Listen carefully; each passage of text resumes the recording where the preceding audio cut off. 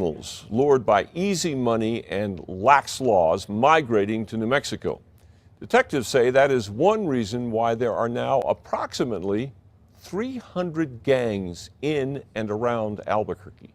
That's right, 300 gangs.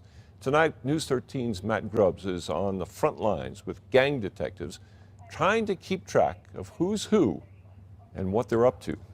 On any given night, myself and 181. the cops arrived, checking in on any one of Bernalillo County's more than 300 active gangs. That scar right there is 2 scars. It goes from here to here. For Detective Luke Edwards and his partner, who we're not identifying because he does undercover work, there's a lot of looking at tattoos to see if there's a gang connection or checking out nicknames. What they used to call you? It's a surprising amount of time spent finding out who is in a gang. So we got a person contact here. This guy, he was from Cali. And who isn't. You need to gather intelligence and remember these names and remember the streets and addresses. You guys take care, man. Be safe, all right? As street gangs evolve, gathering intel is one of the only ways cops can keep up. All that intelligence and sharing it with your squad members and detectives and other agencies, that's where that intel gathering is crucial. The gangs out here nowadays they're not afraid. As far as gangs are concerned, this detective says they'll target anyone. We're not seeing a whole lot of turf wars out there, what you would used to see. Now it's more crime of opportunity. It's a very serious situation in Bernalillo County. It's a business fueled by tons of drugs, pushed by thousands of gang members, making millions of dollars. This isn't just a homegrown problem. Those people who track this say that there are gang members here now from California and from organizations in Mexico. On the street, more than a few cops point to New Mexico's lack of a gang enhancement law. I mean, they look at our judicial system and they have to laugh at it. From California to Nevada to Utah and Arizona, every southwestern state moving east from the coast has sentencing enhancements for gang crimes until you reach New Mexico. Cops say experienced gang members can have a field day. When you see guys that are locked up for a while, you can tell you're dealing with someone who's thought it out really well versus somebody who's just trying it to see if it works. District Attorney Carrie Brandenburg, whose office has a special gang prosecution unit, says judges have the leeway they need to impose harsher sentences. Her concern with gang crimes is getting convictions. So all of your witnesses for the prosecution are gang members who don't cooperate, who lie, who have a record. Still, prosecutors and cops have figured out that time can work for them, too. They say most gang members end up hooked on drugs. This guy is 45 years old and started using heroin at age 12.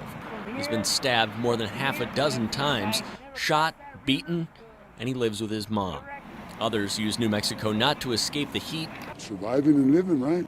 Where are you from? From Los Angeles. but to escape gang life. It is a family thing, definitely. And when it comes down to push to shove, you find out that they're not really family. This California member did time in San Quentin, and when he got out, he left. They killed some innocent people that had nothing to do with the game. On any given night, I don't got nothing. I don't think I got nothing. there may be more chats than there are arrests as cops play the long game, trying to connect faces to names, names to gangs, and gangs to prison. On special assignment, Matt Grubbs, KRQE News 13. What is the biggest reason that so many kids end up in gangs? Well, the detective whose identity that we hid thinks it's a lack of intervention programs to reach those kids before they get sucked into the gang life. His grandmother and discovered rock cocaine was being sold in her Albuquerque neighborhood at a premium price. He told his homies back in L.A. That led to a reign of terror. They know him here on the street as Weasel, a gang member from L.A.'s East Side Locos. Here, Weasel sells a rock of crack cocaine to undercover cops, and they hand over $20 in payment. Weasel later hands off the cash to Zodiac, member of a rival L.A. street gang called Lomas. He stashes the bill in his wallet. Gang enemies in L.A., but here working together on the streets of Albuquerque, New Mexico. This former L.A. gangster, whose identity we have concealed, was one of the first to go there. But over here, we just wanted to get together, be known as one, instead of, shooting each other. What we did, we fought the other gangs from out here, and we just took over. They were a mix of rival gangs from East LA, West LA, Norwalk, Duarte, and Lenox. Guys with nicknames like Mono, Wino, Evil, Cartoon, Yogi, Spooky, and Shorty. A lot of people were scared of us. Here in Albuquerque, the Southern California gangsters made a pact of unity. Together, signed the letter S and called themselves Sureño 13. Everybody heard Surenos, they were like, oh, they're from California, they're bad, you know. Sureño 13, now inked right next to LA gang tattoos. The unity was all about money, crack cocaine bucks, and smiling Sureños wanted it all. Drawn to Albuquerque by the knowledge that a $3 rock in LA sold for 20 bucks here. Thousands of dollars a day, every single day, nonstop. By mid-1995, this high crime area in southeast Albuquerque, already known as the War Zone, was virtually controlled by Sureño 13 gangsters. I was in Los Angeles in New Mexico. This gang member, whose identity we have also agreed to conceal, was part of it all. So when we went out there with like a big missile, and they didn't have no guard up. They didn't have no bullets to fly when we came with the missile. But that big missile wasn't enough to protect high-ranking Sureño 13 gangster Anthony Aceves, known as Townsman. His became the first Sureño funeral. He was shot down by an angry local Latino gang called Uptown Kings. The guys from New Mexico were mad because we're taking their women, and we're taking their drug spots, and we're taking their territory. In retaliation, Sureños hit this house known as an Uptown King residence, sprayed it with bullets, and killed Pat Garcia, a 15-year-old kid working on his car nearby. There was a lot of killing. I mean, for New Mexico, there was a lot of killing. And here on the streets of the War Zone, the homicide rate would double in 1995.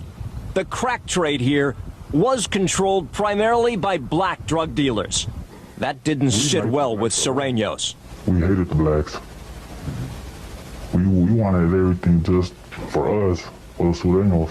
Investigators say Uriel Bustamante from Lenox, known as Caps, was one of the most violent Sureños. One day he threatened to kill all blacks on the street. Eugene Bryant ended up dead. DeEarl Pounds seriously injured when Caps and two other Sureños just walked up and started shooting at them, Caps yelling, "This is the way Lenox does it." Assistant U.S. Attorney Tom English says Sureños moved in quickly. People in criminal activity in Albuquerque weren't accustomed to this level of violence and really didn't know what they were dealing with. ATF agents say black street dealer Robert King was shot here because he owed Sureños $20 for crack. This former Sureño saw it happen. He said he didn't have it. They just pointed that gun at his face. They shot him in his mouth. The next day, Sureño Marcos Mazzini, known as Lucky, plugged dealer Frank Snowden in the chest for owing a crack debt. Those guys didn't ask him for the $20. They just shot him. And Sureños, all carrying guns everywhere they went, had a massive arsenal to choose from. These are more than 100 weapons seized by ATF agents. Sawed-off shotguns, submachine guns, and dozens of handguns.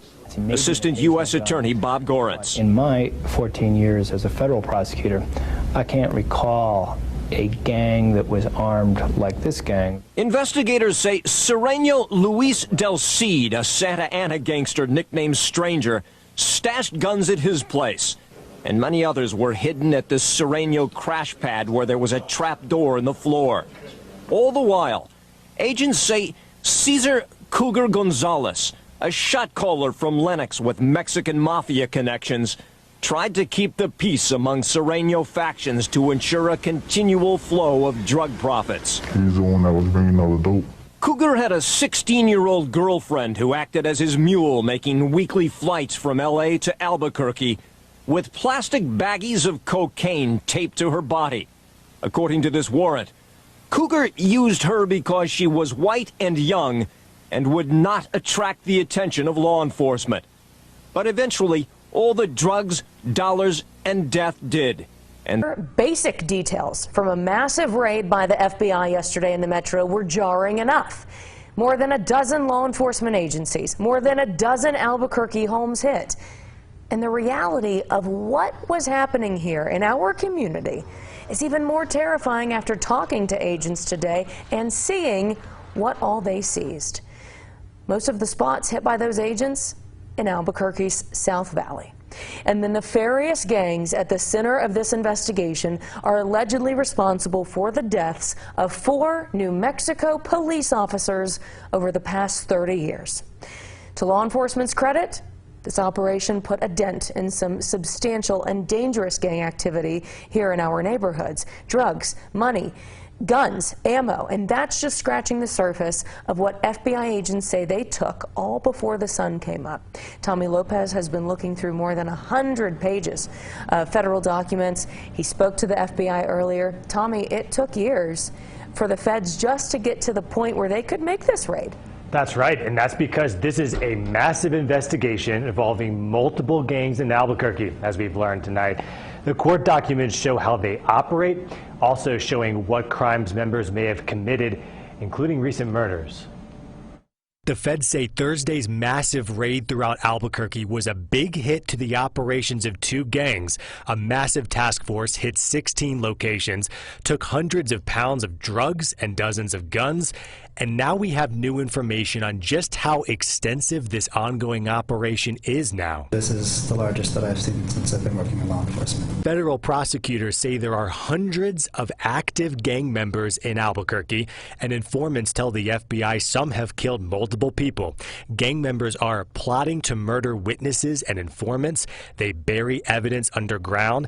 They use stash houses and covert communications, and they coordinate actions with members who are in prison. The feds say this FBI-led investigation has been disrupting the gang's activity over the last 7 years. Hundreds of members in Albuquerque have been arrested. At least 11 local murders have been pinned on members. And a plot was thwarted to murder former State Secretary of Corrections Greg Mercantile in 2015. Investigators say they've used 22 confidential informants who are all members of these gangs. They led investigators to these 13 men Thursday, all either gang members or associates. We'll use their nicknames: Lobo, Casper, Dopey, Griefo, Boogie, Sapo, Mad Dog, Snoop, Wacky, Little Man, Ray Ray, Sleepy, and Earn Dog. The feds have tied at least 5 local murders in the last 2 years to these gangs. The most recent was on August 7th. Someone shot and killed a fellow gang member in an Albuquerque apartment. Some murders were certainly gruesome. The feds think Lobo killed 2 brothers he believed were working with the feds, burning their bodies in a car on the West Mesa in 2012. Court documents show many of these suspects came from California because New Mexico was an easy place to live and be us. They talk about laxer laws here and a lower cost of living. The feds say the 2 gangs they're mostly focused on in this investigation have a decades-long history of murder, of kidnapping, and of pumping millions of dollars in drugs into our city. They are the Sindicato de Nuevo Mexico, it's a prison gang, abbreviated SNM, and the Surenos, Spanish for Southerners. They started in Southern California, but they're certainly here. And Tessa, as we mentioned, the neighborhoods in the South Valley, they were a big focus of that raid yesterday. It's just unbelievable to think this was all happening right here in Albuquerque. Wow. Tommy, thanks. On this episode of Albuquerque Gangland, we'll be profiling the gang Califas Surenos. Surenos started in the mid-1960s to late 1960s in California. Most members were from Southern California, but others were from other incorporated areas in California. They came together in the prison systems for strength in numbers and protection. They grew and also evolved out onto the streets, to where all California neighborhoods south of Bakersfield were considered Sureños. These guys grew rapidly in California, spreading all over California and all over the other 50 states, including New Mexico. Like I said, this is an Albuquerque gangland. Califas, Surenos came to Albuquerque in the, late in the early 90s, as they did many other states, trying to get away from very strict gang laws, the 3 strikes law, overcrowding, and many other things going on in California. So as you guys seen in the news clips in the beginning, a lot of them moved to Albuquerque. Now they were smaller and still are. They weren't a mega gang in Albuquerque, but everybody does know Surenos. These Surenos came and they had kids. So I'm gonna go ahead and name off some of the neighborhoods that I know for sure are in Albuquerque. We got Garrity Loma, we got Pacoima, we got Cam, which is Crazy Street, Lennox, Norwalk, Compton Vadio, Tortilla Flats, Florencia, and then Echo Park, in which Echo Park actually has their own neighborhood, like their own barrio, right there by Atrisco, or 5 Points, down there by Bridge and off Coors and stuff right over there. So yeah, shout out to these guys right here. It's gonna be Califas Surenos, and the way that they operate in Albuquerque is they all fall under one banner, which is Sur. They're Surenos. Like it was saying, they all get Sur tats. It doesn't matter if they've been to prison. It doesn't matter if they've been on the streets, if they're younger, if they're older, if they're from a Cali neighborhood. They're Surenos. There's lots of different little neighborhoods with handfuls of different guys, and they have kids, they have friends that begin to start to put down in the neighborhoods. They get ranked in also. So, shout out to all the homies from Surenos, all over Nuevo Mexico, and all over the United States. Shouts out to some guys I know personally. Shout out to Cartoon, to Enemy. Rest in peace to Rhino. Those guys are from T-Flats. Shout out to Creeper, to Shiesty, to Sprouts, to Sneaks, a bunch of guys from Echo Park, Lonely Boy. And shouts out to all the Surenos, period. That stays in my mind. Going to school underground in a bomb shelter. It was called Abo Elementary. I would never sleep at night and I was always falling asleep in class. There was a lot going on. My mother and father, they grew up in a crazy life over there in Odessa. They moved me over here in Artesia, New Mexico, because my dad got a job in the oil rigs, and they had like hopes maybe it'll be a brand new start for me over here and I'll grow up better or whatever, but it didn't turn out like that neither. I still ended up getting involved in the gang life and all of that stuff that comes with it. I was always getting in trouble. I was always getting sent up, year here, 2 years there, and I was always in juvenile halfway houses. They call them reintegration centers. I spent a good part of my adolescent life in and out of correctional facilities. Being a juvenile, locked up back then, that was fun in games. Whenever you get to prison, it's not really fun in games no more.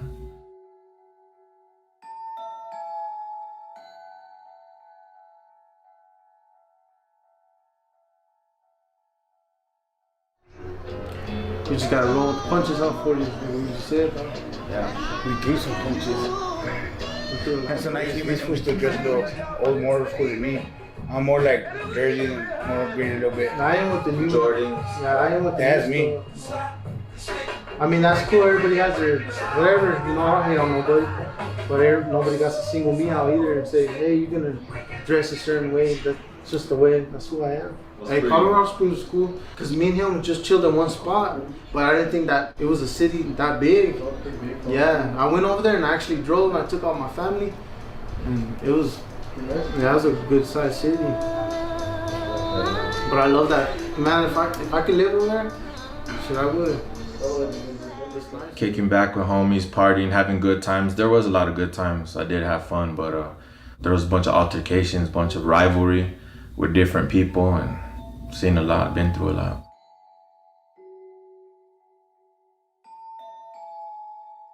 Whenever it's happening, I guess sometimes to me it's like a movie. Best way I could explain it, like it's kind of unreal. Pistols, like handguns, I know what that sounds like passing by my head. A handgun, you know what I mean, a pistol just kind of makes like a hissing, like a AK-47 bullets, they'll tumble sometimes and they'll make like a buzzing. I've heard buckshot flying past by my head. If you're by something trying to take cover, it'll be hitting in chunks of whatever's flying off, hitting you in the face. Well, the first time I ever went to a bar, I had a fake ID. I went with my homegirls. I went with a couple females, and I was just there to have some drinks. I was supposed to go to Denver the next day. One thing led to another, and I got into some gang-related stuff there, and got into a fight and got stabbed. I almost died. I remember I was just bleeding out and asking the paramedics, "Hey, you think I'm gonna make it?" And they're like, "We don't know." So it was just a crazy feeling. It was just an unsure, uneasy feeling. I thought maybe I might make it, maybe I might not. I said a little prayer. Whatever's gonna happen is gonna happen. It's up to my higher power, and you know what I mean? I just said a little prayer. Like whatever is gonna be is gonna be. That's all pretty much I'll say about that. An incarcerated individual at Eddy County Adult Detention. This call is not private. It will be recorded and monitored. If you believe this should be a private call, please hang up and follow facility instructions to fund an inmate's account without setting up a calling account of your own. Thank you for using Security. You may start the conversation now. Hello? Hey. What's up, Kana? Right. Shout out to the homie Casper Sud, fucking locked down right now. Say what's up, dog? Shit. What's cracking? Casper Sud right here. Posted up, doing some time fighting this case. Posted up, you know what I'm saying? Keeping it G all day. Hell yeah. I'm OG. That's what's up. My homie Cartoon, rest in peace. Andres Iglesias, Panchito Iglesias, Francisco Iglesias. Carlos Mendoza Gonzalez, also known as Droopy Malo. He's from my neighborhood. One thing led to another, and he's not around no more. He was only 21 years old. When you're young, you don't care. Of course, you're gonna be crazy. You're gonna wanna make a name for yourself out there if you're involved in that kind of gang life or whatever. But I just hope eventually my younger homies, or you know what I mean, young people out there, if you can make it to a certain age, if you survive. No, no, no, no. No, no, no, no. No, no, no, no, no, no, no, no, no. I done seen it all through my window. Clutching on my stick when the wind blows. Cruising in my whip, blowing indo. Reminiscing about all my kinfolk, thinking where the years go. My streets long and cold. Ain't no love no more. Got a chip on my shoulder, my heart turned cold soon as I got older. Full exclusive shots out my window. My streets lacking hope, lights is dim low. Heard this boy got shot, what he gets, bro. Can't let him slide, if I do, then I'm him, dog. The beef died when I settle. Mind of a thug boiling up in the kettle. That's how it is in the ghetto. Boys turn to men very young in the ghetto. They growing up around needles. Pop OD, now his mom gotta feed him. By herself and she feeling. Middle of the night waking up cause she screaming. My streets cold, cold and lonely. Lost too much to these streets, them hoes own me. Cruise around through my city, heart full of pity cause I see my kind folding. I done seen it all through my window. Clutching on my stick when the wind blows. Cruising in my whip, blowing indo. Reminiscing about all my kinfolk, thinking where the years go. My streets long and cold. Ain't no love no more. Got a chip on my shoulder, my heart turned cold soon as I got older. Say he was raised by the fucking streets, even though his mom and pop straight loved him G. But he loved them blocks, cause that's all he knew. Ever since a little youngin', homie, he was schooled by them OGs. So he soaked the game and see some more funerals than holidays. And most his family locked up in a cage, so his heart was full of pain. He's from the city where people die at an early age or to catch a case. So they wonder why he stayed straight clutching on them fucking things. Black duct tape around them loaded 38s. Serving up the fiends looking for a brighter day. Yeah, serving up the fiends looking for a brighter day. I'm in these streets, homeboy, just trying to get this pay for my kids' sake. I done seen it all through my window. Clutching on my stick when the wind blows. Cruising in my whip, blowing indo. Reminiscing about all my kinfolk, thinking where the years go. My streets long and cold. Ain't no love no more. Got a chip on my shoulder. My heart turned cold soon as I got older.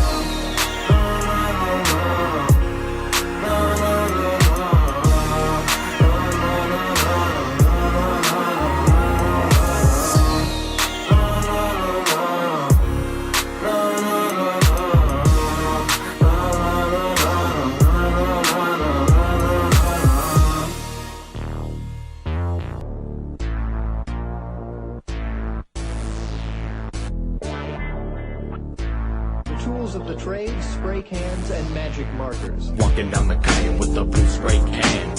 On the late night tip, just doing what I can. Gotta keep looking for the black and white. On Center Street, no pigs inside, so we heat it up down with the tight ass Picasso. I've been doing it since I was a young chamaco, cause that's how it is in the town we rep.